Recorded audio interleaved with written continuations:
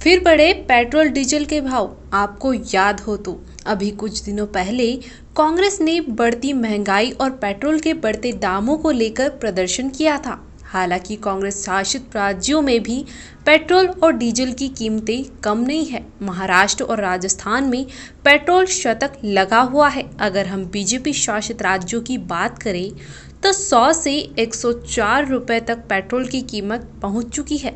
4 मई के बाद से 14 जून तक 24 बार ईंधन के दाम बढ़े हैं। इस दौरान पेट्रोल 6.01 रुपए प्रति लीटर और डीजल 6.55 रुपए प्रति लीटर महंगा हो चुका है। इस बढ़ोतरी से देश भर में पेट्रोल और डीजल के दाम रिकॉर्ड स्तर पर पहुंच गए हैं। कोरोना महामारी से जनता पहले ही खाली हाथ है और पेट्रोल और डीजल जनता की जेब पर भारी पड़ती नजर आ रही है। एक और काम धंधे चौपट है, वहीं दूसरी ओर महंगाई दिनों दिन अपने ही रिकॉर्ड तोड़ती जा रही। पेट्रोल और डीजल की बात करें तो इनकी कीमत बढ़ने का कारण कोविड टीकाकरण में तेजी भी है। तेल की मांग के अनुमान से अंतर्राष्ट्रीय बाजार में कच्चे तेल के भाव $72 प्रति बैरल तक पहुंच गए हैं। पिछले वर्ष कच्चे तेल के दाम हालांकि पिछले 20 साल के न्यूनतम स्तर पर लुढ़क गए थे, पर स्थानीय स्तर पर ईंधन के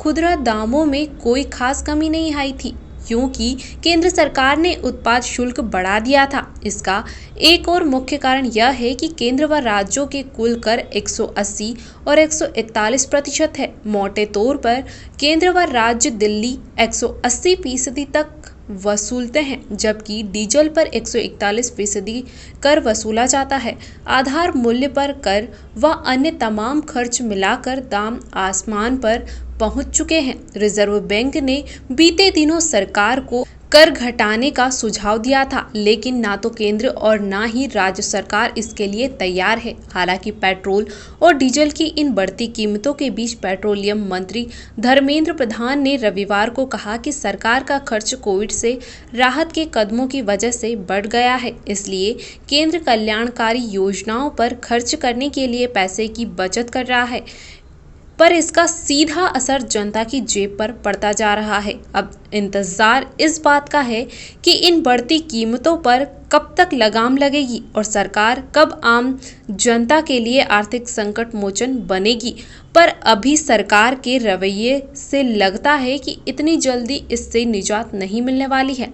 इसके लिए इंतजार करना होगा, क्योंकि बहरहाल तो पेट्रोल डीजल और महंगाई पर रोक लगती नजर नहीं आ रही है।